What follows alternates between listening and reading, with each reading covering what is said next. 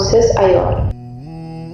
Bir ayol uxlay olmayotgan bo'lsa yoki uxlamayotgan bo'lsa, albatta chala qolgan bir hikoyasi, behuda ketgan havaslari, dudog'ida yarim qolgan tabassumi, xabada bo'lgan umri, bilinmagan qadri va mutlaqo Allohga havola qilganlari bordir. Bir erkakning qiymati ayoliga munosabatidan ma'lum bo'ladi. Odam bo'lsa yig'latmaydi. Chunki bir erkak ayolini yig'latganida ko'zidan oqqan har yosh qadar uning qiymati ham tushib ketadi.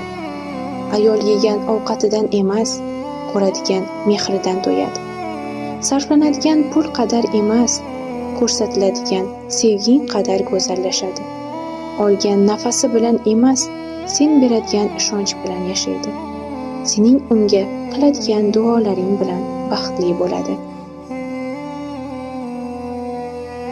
Bir ayol tushunmayotgan bo'lsa, balki u ayol endi so'zlar bilan emas, ko'zlari bilan gaplasha boshlagandir. Unutma, yaxshi niyatlaringda haddingdan oshish, surunkali jim turishi, ichiga o'tishi va haqli bo'lsa ham gap qaytarmay murosa qilishi. Shunday qilayotgan bo'lsa, bu ham bir zulmdir.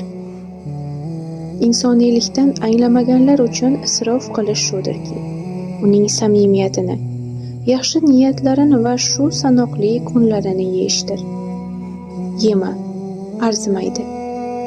Uzr so'rashni bilmaydigandan, o'zini har doim haqliman deydigandan, yaxshilikka rahmat aytmaydigandan uzoqlash. Chunki burni balandda bo'lganlarning insoniyligi pastda bo'lur.